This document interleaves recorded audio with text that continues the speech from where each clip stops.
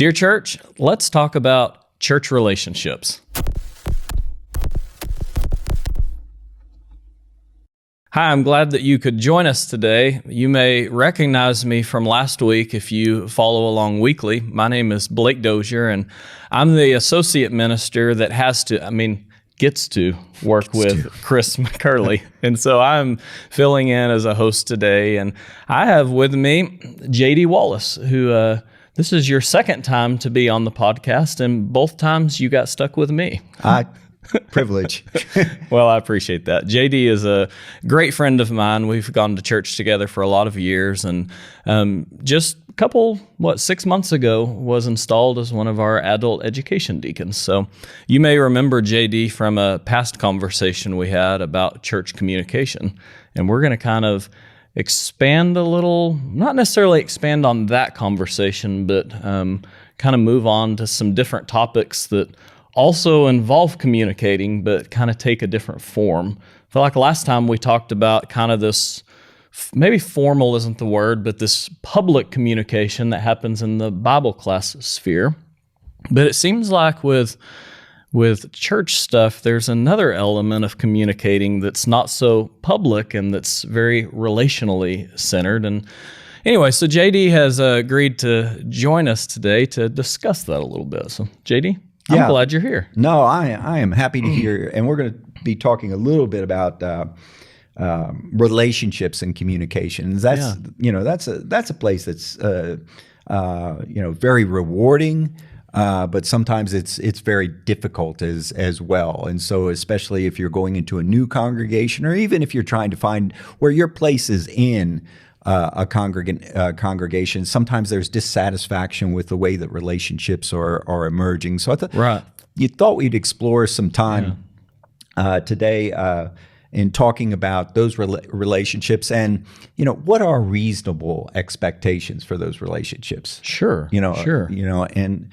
at the front end, let me just say that there's all sorts of issues, right? So there's dealing with difficult people, personality fits, some non-normative individuals that are just a little bit different. So let's take those off the table and reserve those for another podcast. Yeah, we only have, what are we shooting for? 30 minutes? Yeah. So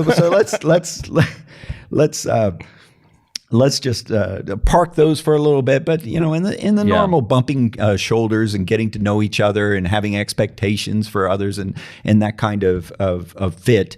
Let's explore a little bit of that. So when we were kind of talking this through, I kind of shared with you, I've been at Oldham Lane pretty much all of my adult life. I mean, Oldham Lane began when I was 10, and we were one of the first people there. So I don't have a lot of experience stepping into a new environment and forming relationships. This is kind of, I don't know, my experience is not normative, I don't think, and that these relationships that I have now have kind of built around me slowly over time, and I've been privileged to stay in my comfort zone.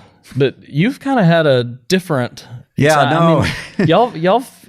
gone through that process several times, haven't you? A number of times. So my job, I've been blessed to be able to move around the country, and always in a situation that was more beneficial than the previous situation. And I've just been blessed with a number of really just positive places. But from Oklahoma to California to Texas, and then finally to Abilene in Texas. And so we've been in a lot of different kinds of congregations, and it's hard. Yeah. And it's hard, especially when you're trying to form those connections, and it's not comfortable, right? And so when we were looking at this, and Oldham is just not different from other churches. We have a lot of people that come through and are trying to establish those relationships, and sometimes they get very frustrated, right? And they don't understand why you don't understand that they don't understand, right? So let's let's unpack that a little bit. You mentioned reasonable expectations earlier. So kind of drawing on not only your expertise in communication, but your experience as a new person stepping into this uncomfortable environment. Let's unpack that a little bit. What causes that frustration that people sometimes experience, and what's a reasonable expectations to have? Okay, and I was thinking about this, and reasonable expectations. I was trying to think of a memorable way, because there's a number of moving parts.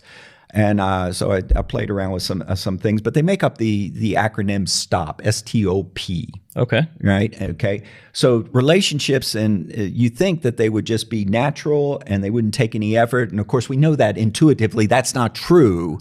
Right. But so what are the dynamics of it? And so relationships take skill, they take time, they take opportunity, and they take proximity.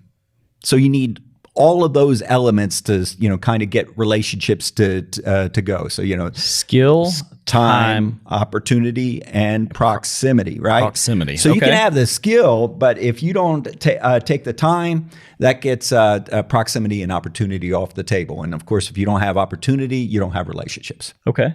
So yeah. It just doesn't work, right? Mm-hmm. And I have to have all of those things. Most of those are incumbent upon me. The skill, I've got to make the time, right? Mm-hmm. I've got to get close to other people. Mm-hmm. And only when I get to the opportunity step is when other people are involved. So I've got a lot to do. Now, there's some of us are not skilled at relationships. Right. And my wife will tell you that I was social distancing before it was cool. But the good news is you still form relationships. It just takes a little bit longer, right? Okay. So if you put in the time and the opportunity and the proximity, then things can happen. So, that's kind of the realistic expectation. And if you're not doing those kinds of things, it's sort of an unrealistic expectation for things to happen. Right. And this is when you're trying to involve new people, like Oldham, so you've been there forever and you've got new people coming in, same rules apply to you for relationships. It's going to take, time and opportunity and proximity for those expectations to be met. So if we can have that in our head, and it's like, okay, this isn't going to happen overnight, I think that's going to be helpful. So that kind of, that speaks to both parties in this forming relationship. It puts a lot of the responsibility back in the hands of the new person who's coming in, but there also is a responsibility as a church and as a people to be open to creating opportunity. And I think that can be a struggle sometimes for us. And when we kind of get in our comfort zone and we have this close friend group, and we create some barriers to people breaking into that. Yep, you got some in groups and out groups, and breaking those barriers. That's hard, and that's part of the frustration. Mm-hmm. But at the same time, it shouldn't be surprising that we have those frustrations or we have those difficulties. It should, relationships don't happen quickly. Right. People tend to migrate to what it is that they are comfortable with. You've put a lot of time and effort in the relationships that you have, and you're trying to replicate positive experiences. As a matter of fact, if you've been involved with psychology, you've probably heard of something called Maslow's hierarchy of needs, and maybe not, but basically there's this stair step of a hierarchy there that has physical needs, safety needs, and then's my belonging needs that I have, and after that I get to self-esteem. Okay. Right. So I've got to get these belonging needs met. Well, guess what? Everybody's got them. And so you got people that are already in place in the organization. They're getting those needs met. And new people come in. They want to have those needs met. But the people that are in the organization are already, working with things that are known and comfortable. Right. to get their needs met. And so it makes it very difficult for the people that are coming in to get proximity and opportunity. So these people who are coming in, what's it in your experience, or what does it take for them to break into that? What's some advice you can give this new person who showed up at this church, and they're looking out and they're saying, man, I have real needs that, maybe we're not saying this, but I have real needs that need to be met. And here's this group of people whose needs are already met. How do I kind of bridge that gap and create opportunity to start forming some of these relationships? Well, and before we even get there, one of the things that I love being is church organizations. Because in church organizations, we try to, maximize needs that we can. And even Maslow talked about it. His highest need was getting outside of yourself and getting to others.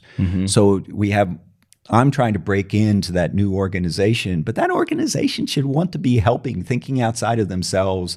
Right. And so, everybody's got a piece of this, but there is a process. Yeah. And especially me coming in the first phase of this process shouldn't be a surprise to anybody. It's called the stranger phase, so I don't know anybody, they don't know me. Okay. And so some people think that I should be just because I'm there, I should be embraced. Okay. And boy, I wish we lived in that world. Right. That we're like, hey, you're a brother and a believer, and I have been places, and maybe you have too, that that is enough that really accelerates this process, and that's a good place to. So that's kind of the ideal. That's the ideal, but that's not typically. That's not reality. Yeah, that's not what typically what happens. Okay. So I've got to move from this stranger phase to where people know me, or this acquaintance phase. Okay. So I've got this sort of acquaintance kind of things, and in the acquaintance phase, it's where, oh, okay, I know who you are, and we kind of know what our relationship is, and then we've got some scripted roles that we go through. It's interactions. Where you're a little bit predictable, but I'm not sure what to do with you, but you're a little bit, and so this is a phase that I think where people get the most frustration. Okay, because they think they ought to have mature relationships. You know me, so we ought to have this more mature relationship, but at the same time, I may know you, but I don't know you. I don't know who you are. I don't know, and I need to be careful of the language I use. I don't know that the word trust is quite right here, but I want to be able to trust you that you have, everybody's best interest at heart. So you don't have a history with this person. You don't have a history of this person. Track record in place. Yep. And when you don't have a track record, then it's kind of a risky proposition. It is risky. Because I haven't seen you in a lot of different kinds of situations. Right. Now, if I do have opportunity and proximity, and I get to start that track record, all of a sudden I've seen you in different kinds of things, and I'm like, oh yeah, you're safe. And you've got my best interest at heart, and you're interesting in starting to meet your needs, and that's not going to happen with everybody. So I mean, you got to figure out where your fit is with different kinds of people, and especially with leadership that's in there. But I mean, when that process starts. And so the more opportunities and the more proximity that you have, the faster that you can accelerate this process. Okay. Because you're having shared experiences, and it's not, I'm going to create this relationship, do things together, eat together, talk to people about things, and start creating those opportunities where you can start having that shared history, that shared experience. Right. And some people gel really, really quickly because all of a sudden they find out that they have a lot in common, or they're just mutually interesting to each other. Right. And that's really, really cool. And some of us take a long time. We're an acquired taste. We have historically and continue to meet 3 times a week as a church body, and I feel like culturally there's been some pushback against that, and people are kind of moving away from that model. I I kind of look at that and think, what an opportunity for proximity and time to be built into a routine for people to, I mean, regardless of your theology about that, there's just a practical side of having time carved out 3 times a week to be together. So, I mean, one thing a newcomer can do is just take advantage of those times we already have scheduled. Absolutely. So you've got scheduled times, and of course, then you got non-scheduled times as well. But if you limit those, and especially if one scenario, I come to services late, I don't stay for classes, I leave, when it's over, it's going to take forever to start forming relationships because I don't have the time and the opportunity and the proximity for those kinds of things. And then I go away dissatisfied because the congregation didn't embrace me. Right. Well, and I suppose I don't want to misrepresent. Sitting in a pew is very different than forming relationships, and so there's really that time before and after. You do that. You have that 4 minutes after the sermon is done, where you get to talk with people. But that's can't do the heavy lifting required for relationships. I know in our family's routine, one of the most valuable relational times for us each week is Sunday evening after church and Wednesday evening after church. I mean, we find ourselves, church ends at 8, and quite often, to the detriment of our parenting, we need our kids in bed earlier. But on Wednesday nights, sometimes it'll be 9 o'clock before we leave.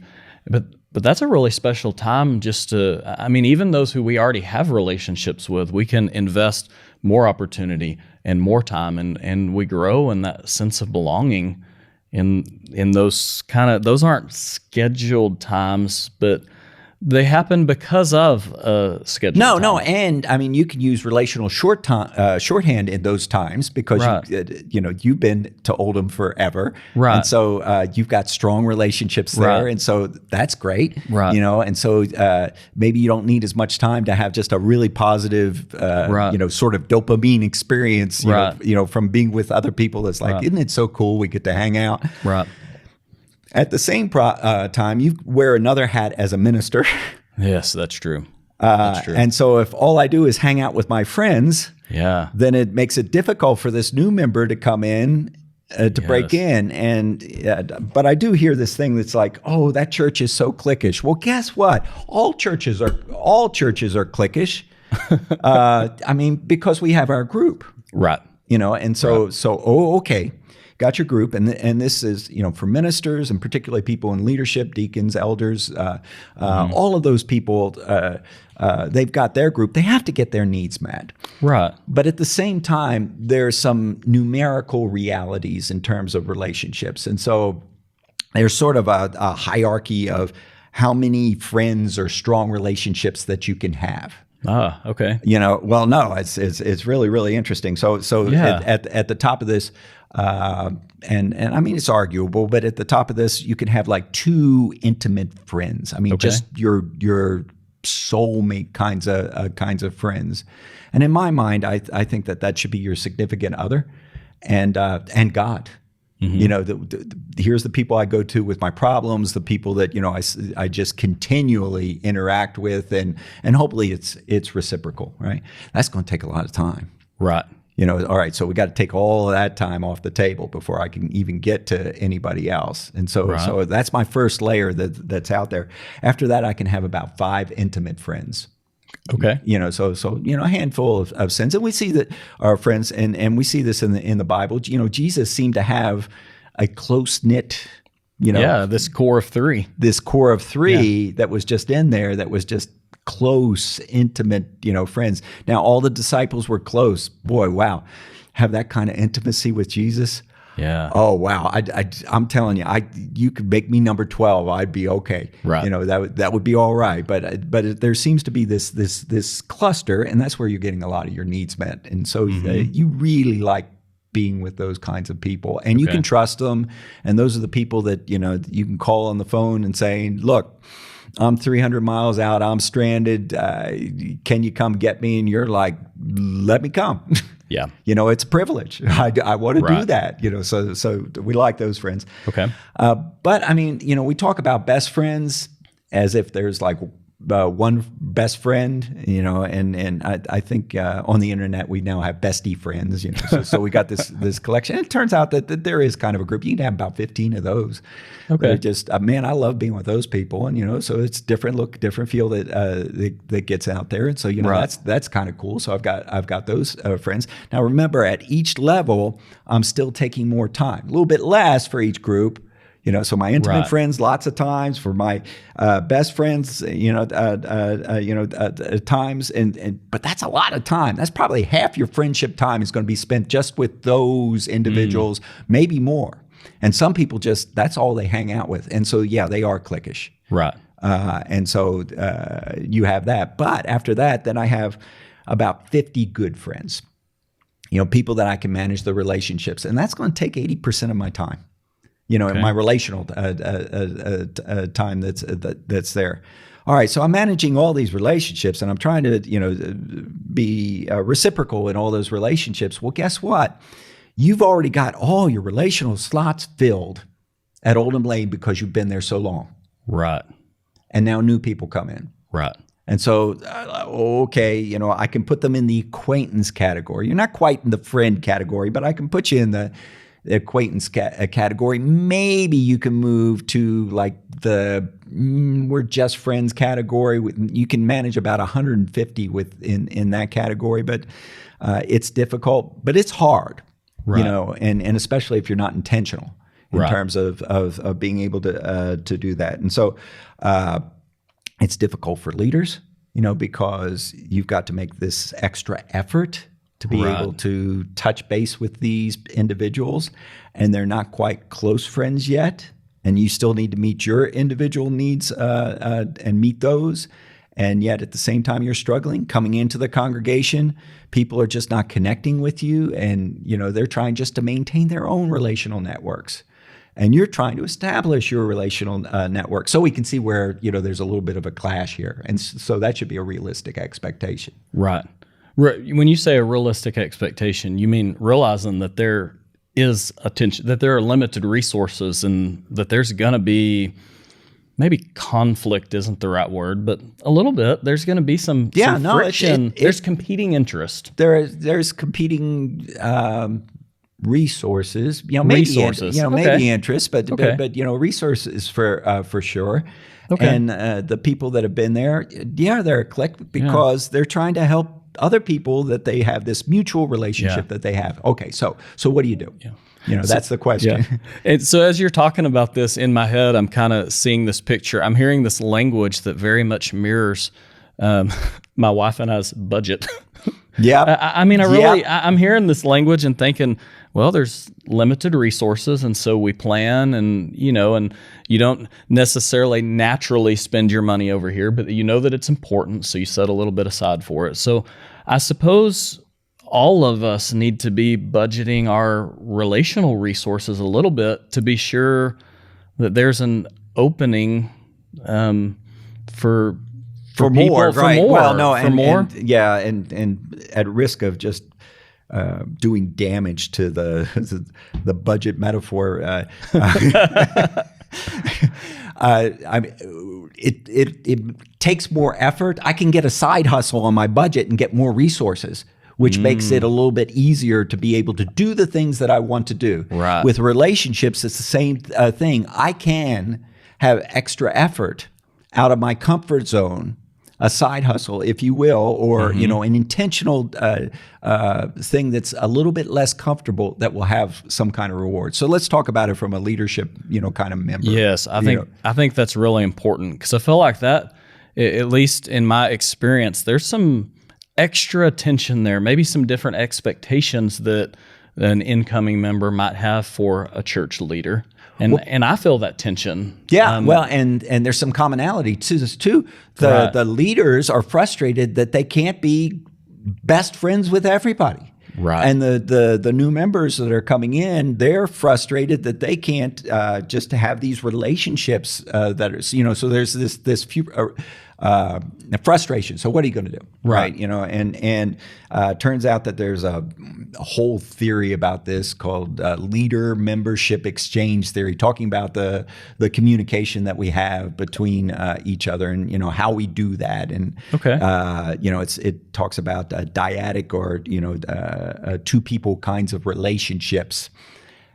And this is where we get in groups and out groups, you know, the natural clicking that we see in organizations. Okay. And some of it's just numbers. I can only maintain a certain number of relationships. And so what do I want? I want to make my in-group the best in-group that I can have. So it's people that I trust, people that we have mutually beneficial relationships.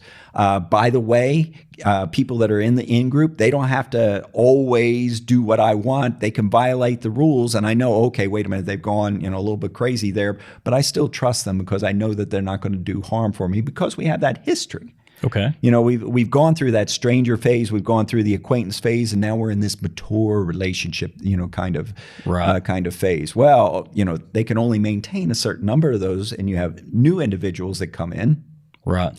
and they're trying to, you know, get into these kinds of relationships. Well, you have to have opportunity and proximity. So those people need to be able to see that they can trust you so that you can move up in the relationships.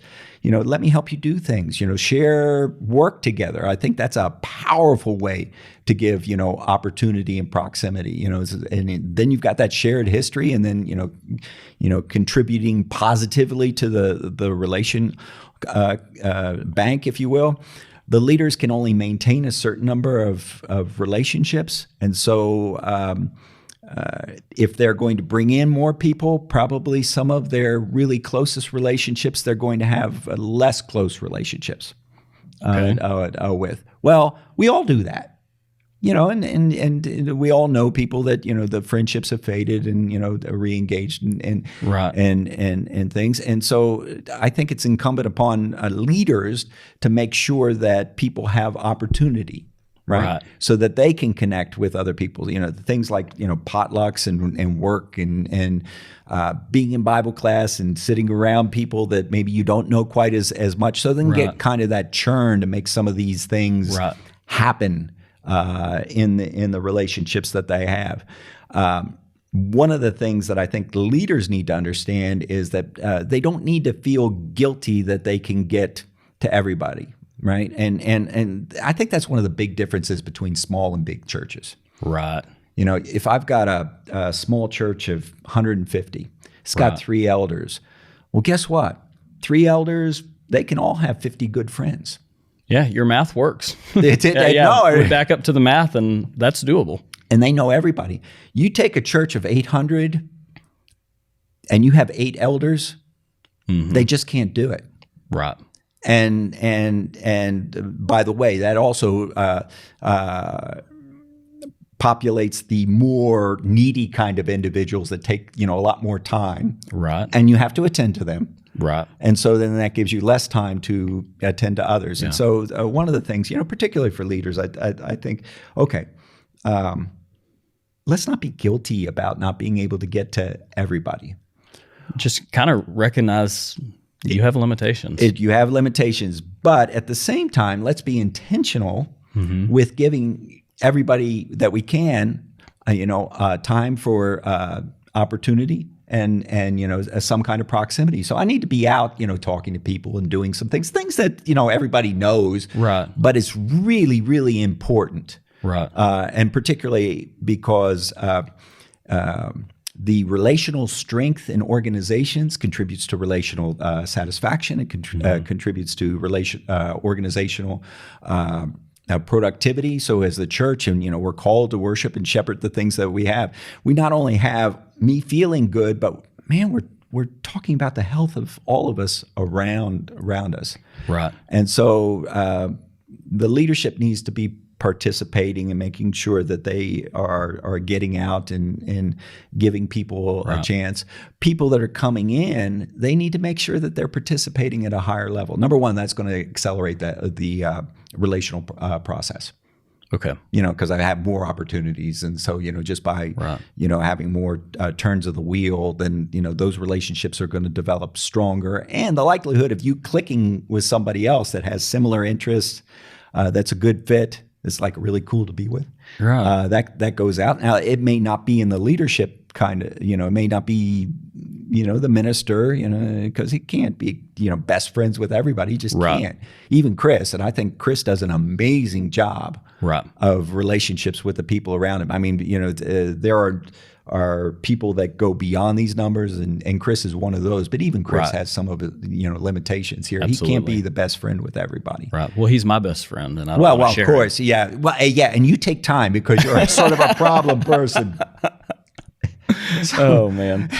we do have- So I'm listening to this conversation, and really I'm hearing kind of a call for intentionality from both sides. I mean, we need leaders who are mindfully budgeting their relational resources and have set aside maybe a little extra for the needs of the congregation at large. But then we also have an expectation of intentionality from those who may be showing up. I mean, and in that realizing, like, I have a role to kind of show myself and to put the time in and to recognize that they're not just gonna flick a switch and it's gonna be like it was where I came from. This is gonna be a process, and it's gonna require me being really deliberate, and then maybe also recognizing, especially if you come from a small church and you're moving to a big church,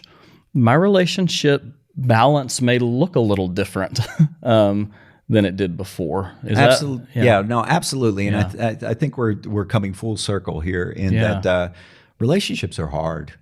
They're messy. And they're messy. They're Yeah. and especially when I'm coming where I have established relationships and I'm having to plow some new ground and reestablish relationships. That's really really really really hard.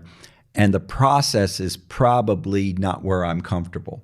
Right. I have to be talking to people that I don't know. I have to talk with acquaintances as opposed to friends. And moving from that phase to the next phase means that I have to be in that uncomfortable zone maybe a little bit longer than I want. And from the leadership, it means that you have to be intentional about maybe not hanging. You have to be relational healthy. So you have to have your friends and your needs met. But at the same time, I need to make sure that I spend a lot of time with people that are just acquaintances. And man, I need to spend a lot of time with strangers. My son used to do Taekwondo, and one of the really cool things that I just loved about that was that the new people they spent the most time with. Interesting. Oh yeah, if you came in, they would have the best, people mentoring you. Where the people that were already skilled, they would mentor them, but just not near as much. And so they spent all of their time, even when even the members there would understand, they let the new members go, new people go to the drinking fountain first. And as you were more senior, you went to the end of the line, not the front of the line. So there was a whole culture developed there. Oh, it was so cool. And I think that our leaders need to understand, they're going to have to take extra time with new members and be intentional about that and give them proximity and opportunity and spend a lot of time in that awkward zone, maybe more than they'd like to give them a chance for churn. That being said, there's some really cool people that they can make mature relationships that they didn't. That maybe they didn't know about before. And so that's huge. And for new members, I mean, if we give ourselves permission, and just by having that many opportunities, you're going to find people to connect with. Right. You're going to find connections. And so, in places that maybe it's not the configuration that you envisioned, right, but it's probably a really, really cool place. Yeah. Well, JD, I really appreciate you joining us today, and I appreciate the conversation. This has been, I hope our listeners have found it insightful and helpful. We know this is an area where a lot of people struggle, and both church leaders and church members. So I want to thank everyone for spending some time with us today, whether you were watching or listening. If you have any questions about today's podcast, you can email Chris and he will get it to one of us. His email is, chris.mccurley@rippleoflight.com. We ask that you would be sure and spread the word about the Dear Church podcast. You can subscribe and follow us. You can find us on Apple Podcast, on Spotify, and of course on Facebook. So thank you for tuning in. Thank you for sharing your time with us. Sincerely, JD and Blake.